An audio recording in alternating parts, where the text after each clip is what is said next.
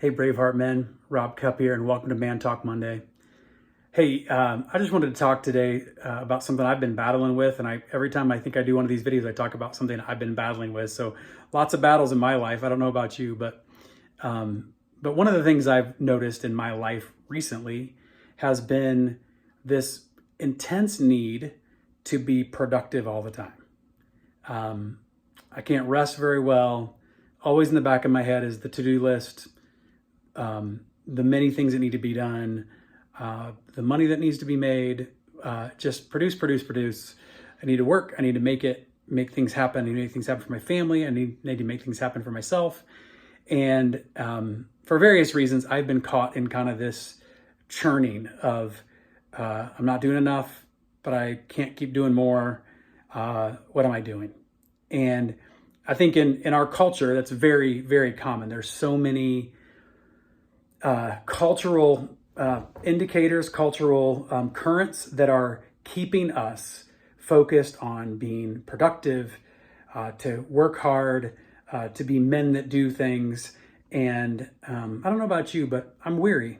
I'm weary of it. And it's one of the reasons, even why in the U.S. we celebrate Labor Day. It's a celebration of the contributions of the labor force in America, but it was made a national holiday in the late 1800s as a result of a long season of workers being taken advantage of, long 12-hour plus days, children at ages 5 and 6 laboring in factories, and there were no workers' rights. Everybody just got paid what they got paid. They worked their tail off. And there were strikes and riots, and people were being killed, and the U.S. government decided we probably should throw a bone to the workers and let them know there's a working man's holiday and that we in America value the labor force. And so they put together the Labor Day force. But in my family growing up, sorry, Dad, if you're watching this, Labor Day was just another day to work because it was called Labor Day. So it's a day to do more labor. And in my family, my dad was the management and I was the labor. And so I just was directed. And I'm sure today my dad on Labor Day and any other day, my dad is working.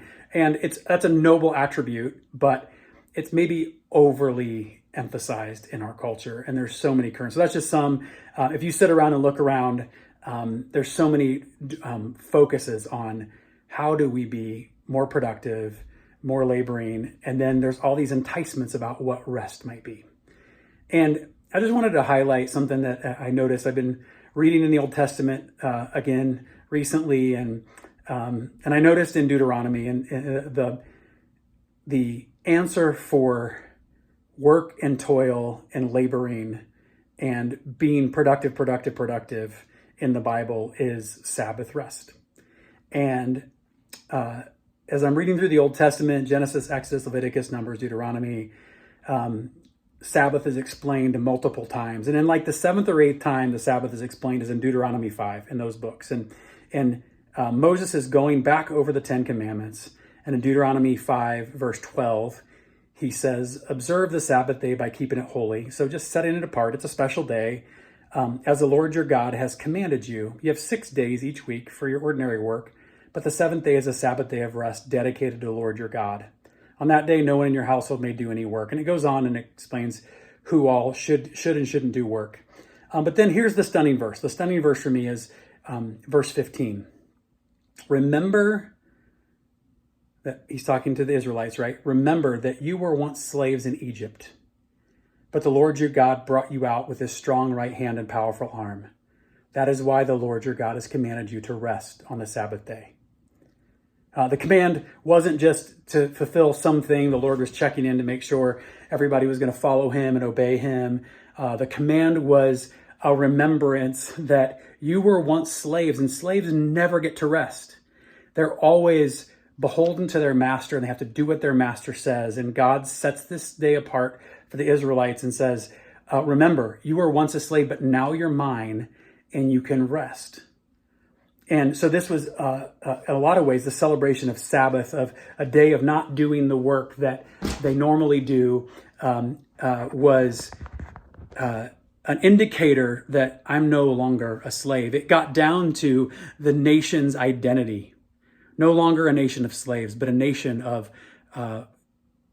people who celebrate and follow Yahweh, their King, their God. And so maybe the challenge for you today that I wanted to share was like me, what am I enslaved to that keeps me thinking I have to be productive all the time? What cultural forces, what thing, ego thing, or pride thing inside of me is causing me to say, I must, I have to, I need to provide, I need to make these things happen, I need to accomplish these tasks.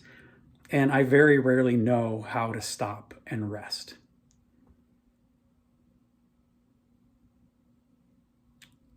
And remembering that God doesn't want you to be a slave anymore.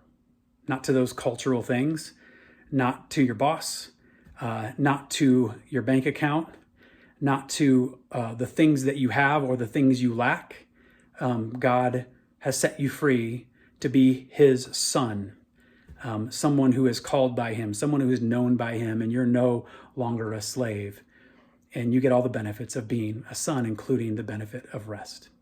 So, Braveheart men, Braveheart community, may you enjoy the rest, the Sabbath rest of God, however you figure out how to celebrate that. And may you remember that you are his. You're identified by him. You're identified by being a part of his family as his son, the one he created, and you no longer have to be just a worker, just a producer. You can be something so much more. So celebrate that with Sabbath. Have a great day, men. Enjoy. Hope to see you all sometime soon.